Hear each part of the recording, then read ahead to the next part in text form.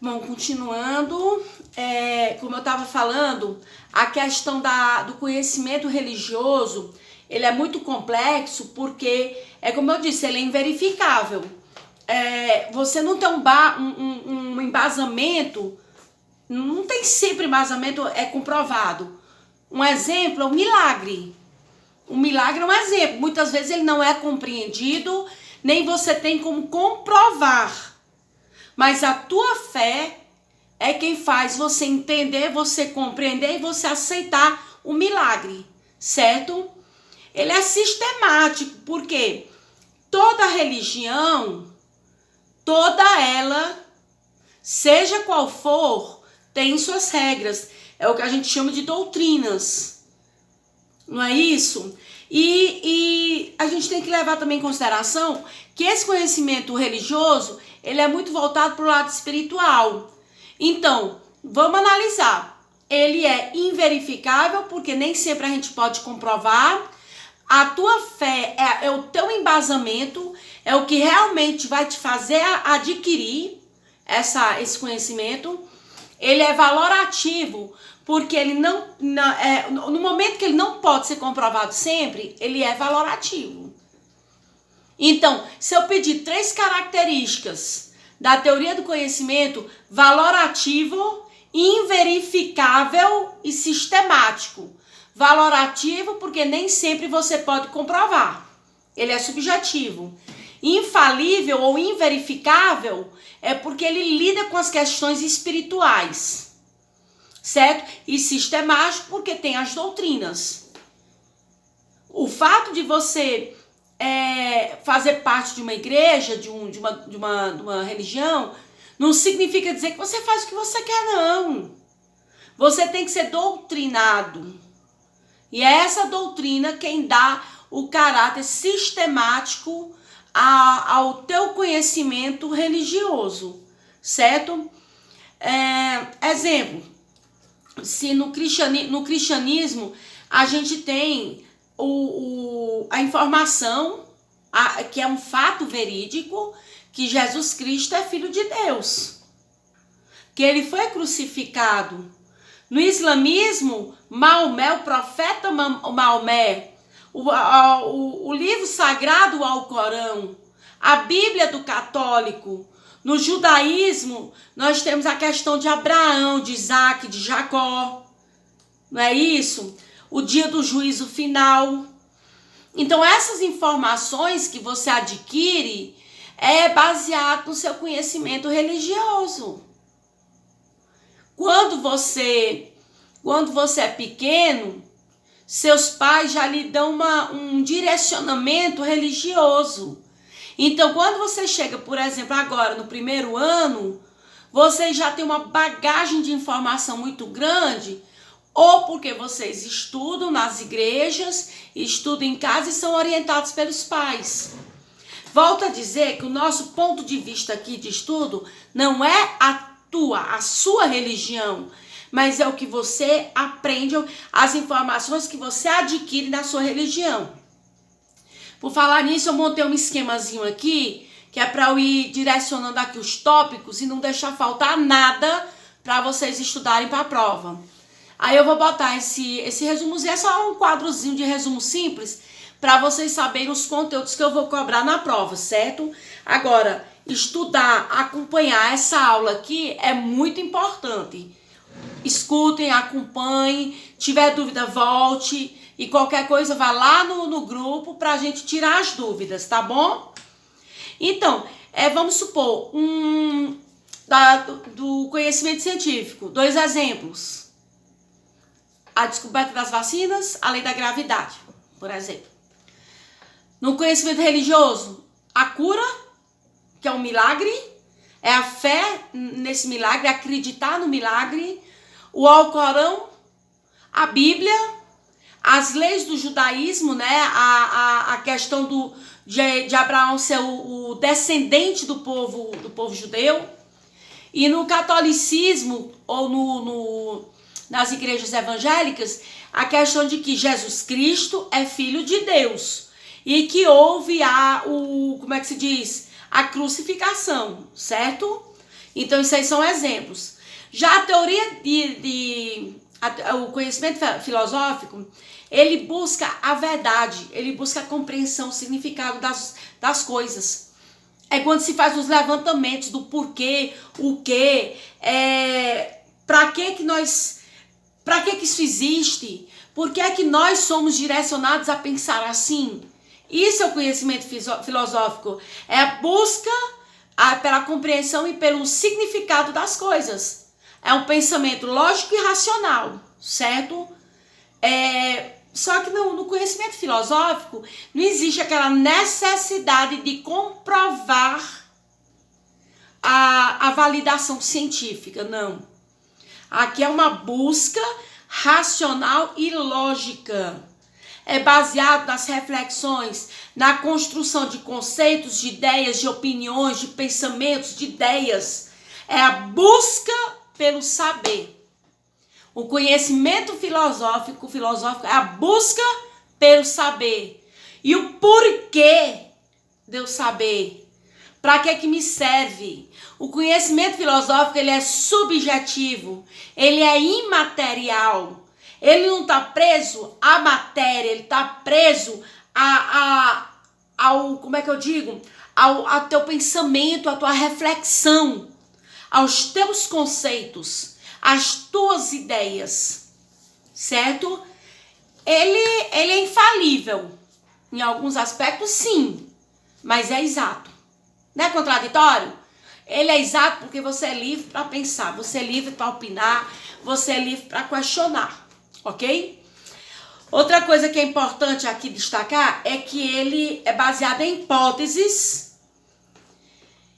Uma frase que é bem típica do conhecimento filosófico: só sei que nada sei.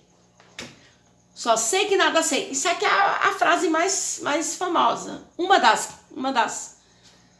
Por quê? Por mais que você estude, por mais que você pesquise, por mais que você tente montar conceitos, opiniões, a gente nunca sabe de tudo.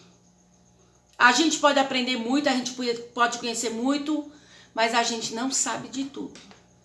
O ser humano, ele precisa estar em constante movimento, em constante estudo, em constante pesquisa, para poder entender, para poder compreender, para poder tentar entender o que está acontecendo com ele, certo?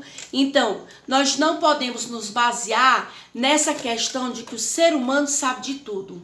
Isso é mentira. Isso é mentira e é uma mentira grande, certo? Nós sabemos, mas não tudo. Eu até coloquei aqui uma frase que eu ouvi, que diz assim: embora muitos defendam a aproximação entre esses conhecimentos e essas explicações religiosas, filosóficas e científicas, podem-se apresentar leituras divergentes sobre o mesmo fenômeno. Eu achei muito interessante porque realmente, no momento que a gente está falando que a sociologia permite da gente compreender mais, da gente procurar pesquisar, da gente procurar informar, da gente tentar compreender as coisas, aí fica aquele questionamento, né? Será que o meu conhecimento filosófico pode ter uma ligação com o meu conhecimento religioso? Então, todas essas informações, elas são cabíveis de questionamentos. São cabíveis, como diz aqui no texto, de divergências, certo? E o último tipo de conhecimento é o conhecimento do senso humano. Isso aqui é o mais fácil, é o do cotidiano. É o que a gente aprende do hábito, das nossas tradições. Às vezes, de preconceitos, de crenças. É o que a gente aprende no dia a dia. Aquilo que é transmitido de geração a geração. Sabe aquelas informações que a gente escuta dos nossos pais, dos nossos avós? Aquelas dicas, tudo isso faz parte do senso comum, certo? É muito importante lembrar isso, que são informações transmitidas de geração a geração. Isso é muito importante, certo, gente? Vocês têm que entender que o ser humano, ele é assim. A gente aprende, a gente transmite, sempre é um processo de conhecimento, certo? Então é muito importante a gente ter essa análise de que nós estamos aptos a adquirir conhecimentos através de nossos pais. Sabe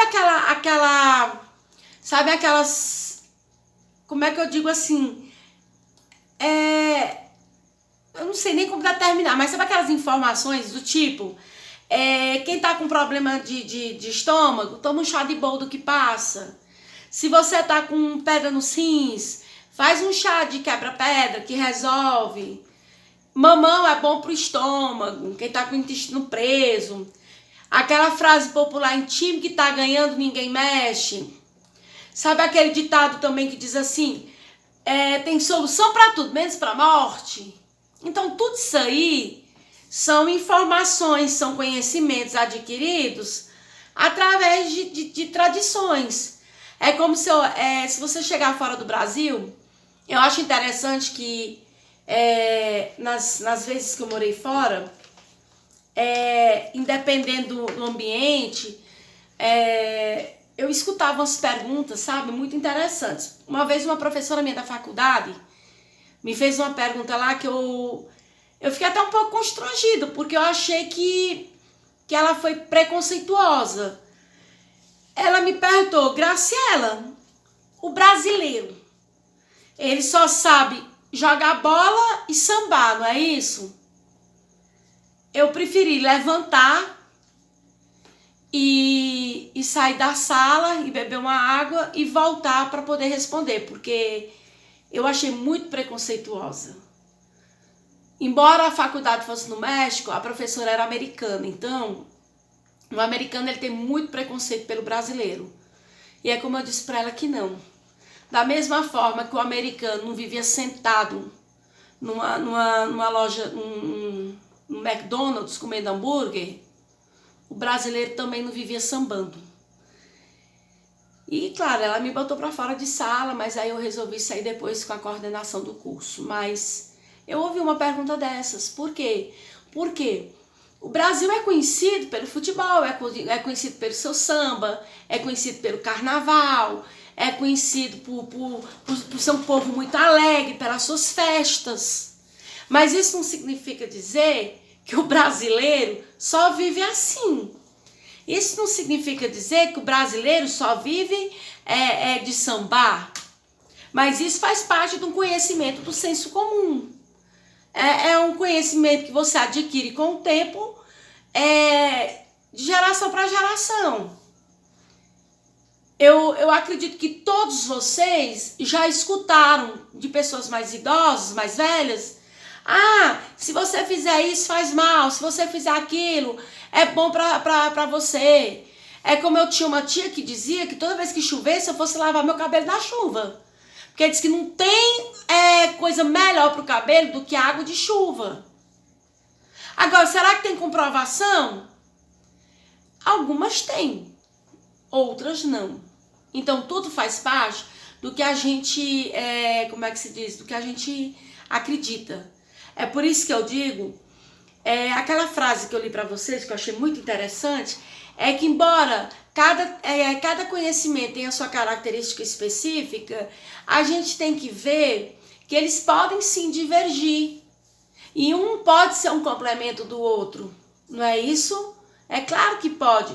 O senso comum, ele é um conjunto de conhecimentos, de transmissões, de experiências vividas por uma pessoa. Porque essa informação já vem baseada em alguma informação. Será que meu avô, quando dizia que chá de boldo fazia bom para o estômago, ele já não tomou? Não é isso?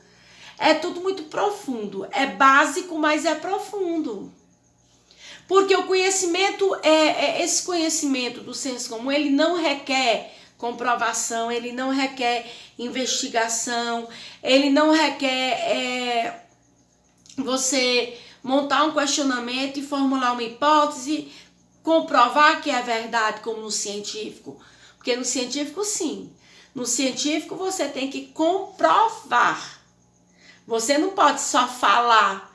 No científico, você não pode só dar sua opinião. Não. Você tem que ter uma comprovação. Certo? Agora, claro que o conhecimento científico, ele está, como é que eu digo assim, hierarquicamente superior, né? Numa posição superior ao senso comum. Porque é o que se estuda, é o que se pesquisa, é o que se analisa. Não é isso? Então, é um embasamento que a gente tem que ter.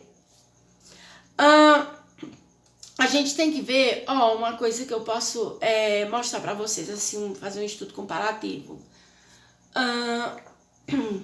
Deixa eu ver bem aqui. Tudo que a gente adquire de conhecimento é muito interessante.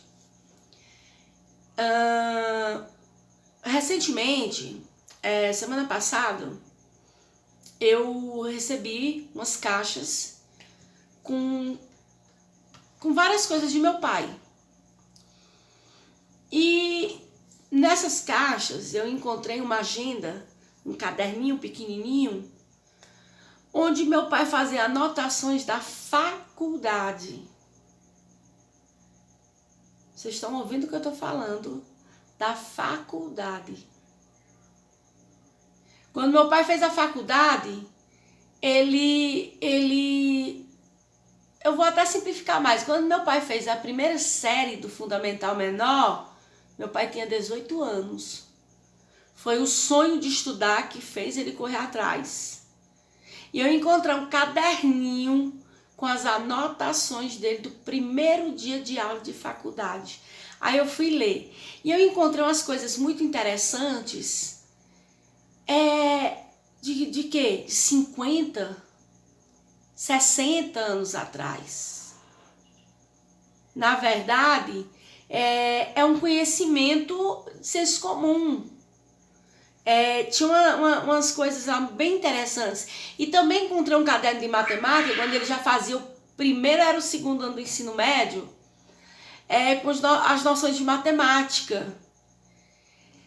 Então, isso é o senso comum, certo? É muito interessante quando você adquire essas informações.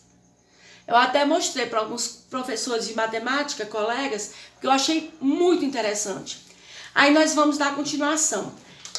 Só relembrando aqui vocês vão pegar o livro, da página 19 até a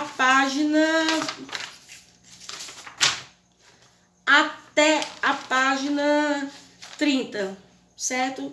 O conteúdo tá da 19 a 30, mas quem tá prestando atenção nesta aula, ou não, prestar atenção nesta aula e acompanhar os slides, os 2 slides que eu coloquei lá, você tem um conteúdo todo bem trabalhado, certo? E eu vou montar esse esquemazinho aqui e vou mandar para vocês, tá bom? Para que vocês tenham como base. Mas vamos lá. A sociologia, ela contribui muito para a interpretação da sociedade contemporânea. E para isso é feito estudo de alguns métodos. São trabalhados diferentes métodos que são desenvolvidos por cientistas, não é isso? Que são considerados como base para você poder analisar a situação no momento atual. São o quê? É o funcionalismo, também conhecido como método comparativo, não é isso? Aí nós temos o método compreensivo de Max Weber e temos o materialismo histórico-dialético de Karl Marx. Então, eu quero que vocês lembrem desses 3 métodos, dos seus criadores, veja bem, dos seus criadores e o conceito com sua característica. Então, vamos lá. O funcionalismo, o método comparativo. Ele considera um fenômeno social como função da sociedade, Ele considera um fenômeno social como uma função da sociedade, certo? É o que diz que tudo, seja da instituição, seja da escola, da igreja, da família, tudo comprova os fenômenos sociais pelo qual o homem passa. Que tudo é comprovado através de uma comparação. Por isso o nome método comparativo, que foi criado por Emile Durkheim, certo? Durkheim, ele era adepto do funcionalismo porque ele dizia que toda e qualquer ação do homem é direcionada por um motivo. Ou seja, tudo que o ser humano faz é baseado em um motivo. E esse motivo vai ser levado eleva a uma experiência, uma prática. Lógico. Se nós tomamos uma medida, nós vamos fazer como é que se diz? Vamos praticar uma determinada ação. Então, essa ação vai servir como experiência, mas também vai requerer a prática da sociedade. Ela pode ser individual como pode ser coletiva, certo? O método compreensivo de Max Weber é baseado no sentido das ações. Ele é subjetivo.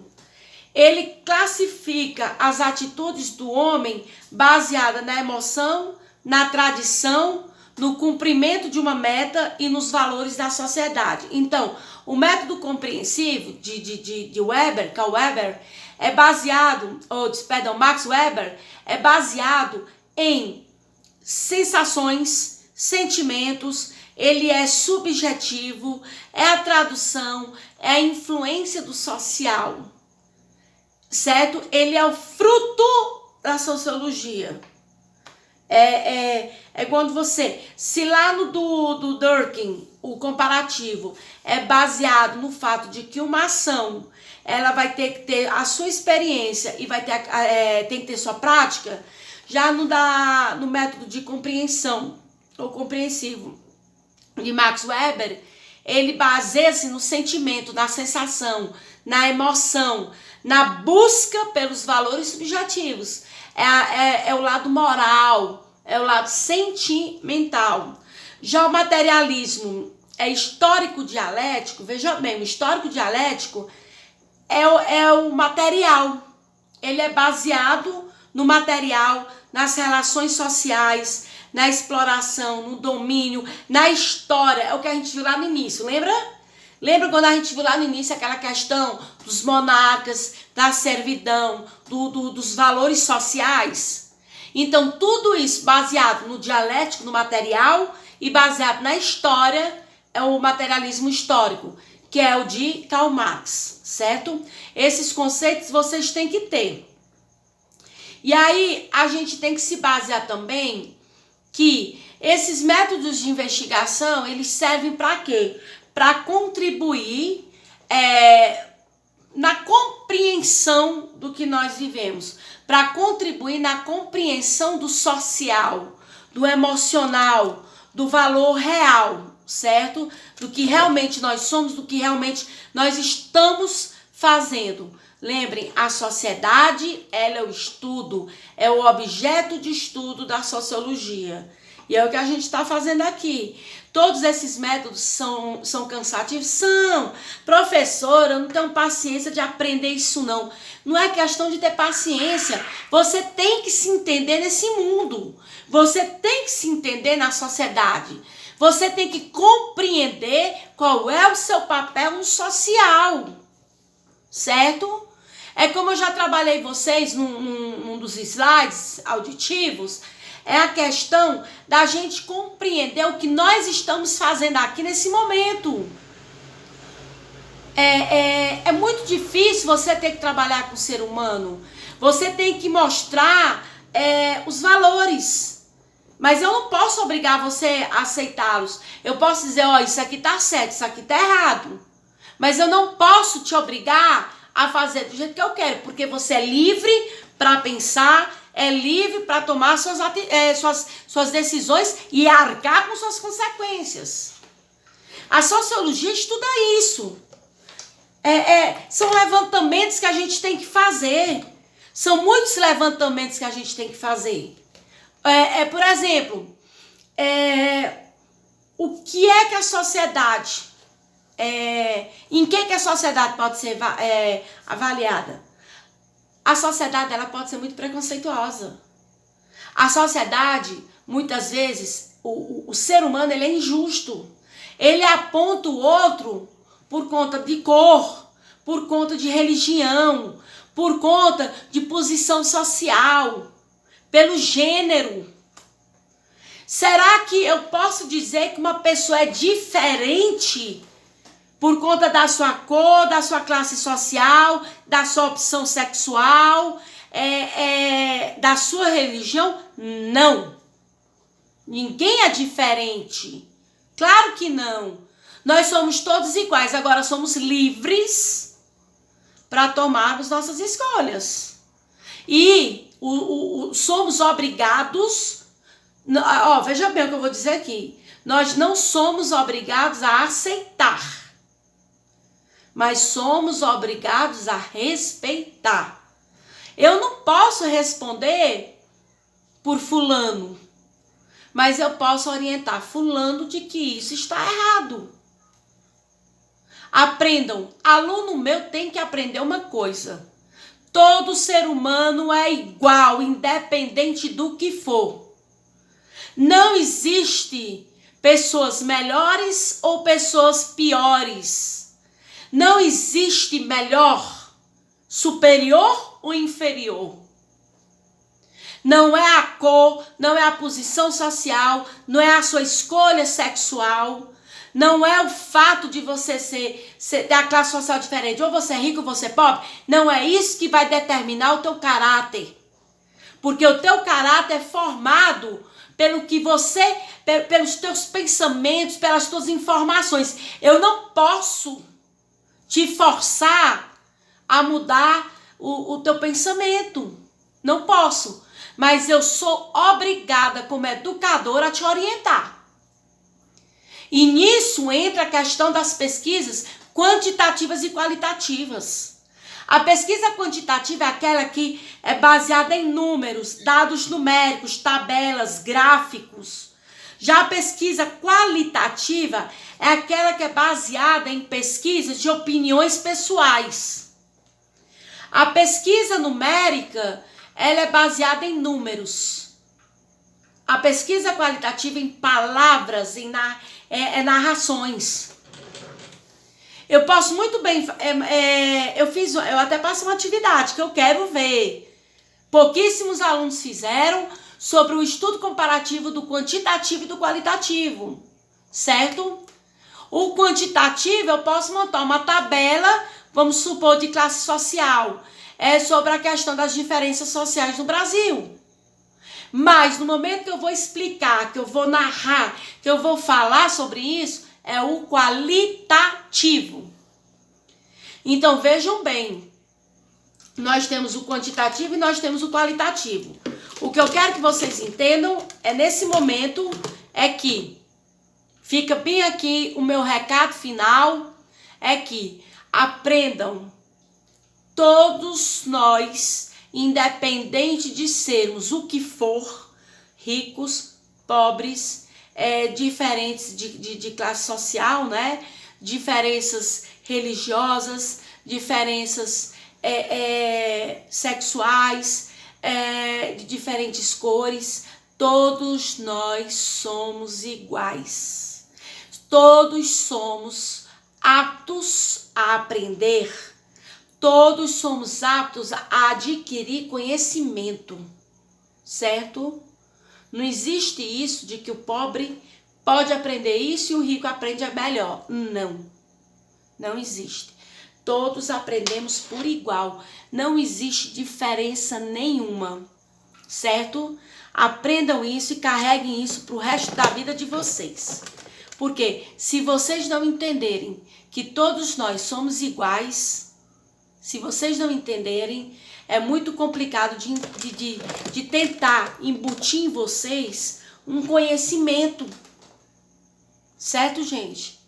Então, aprendam que respeito acima de tudo. Fazemos parte de uma sociedade, somos objeto de estudo da sociedade, portanto, da sociologia, mas temos que respeitar uns aos outros. Bom, aqui eu encerro a minha aula. Um bom dia para vocês, até ironicamente, né? Porque eu estou gravando de madrugada. Mas um bom dia a todos. E estudem para as provas. Eu vou colocar o resumo, eu vou montar agora um resumo para vocês.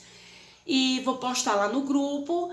E qualquer dúvida, por favor, entre em contato comigo para que a gente não tenha nenhum problema, certo? Uma boa tarde a todos e até a próxima.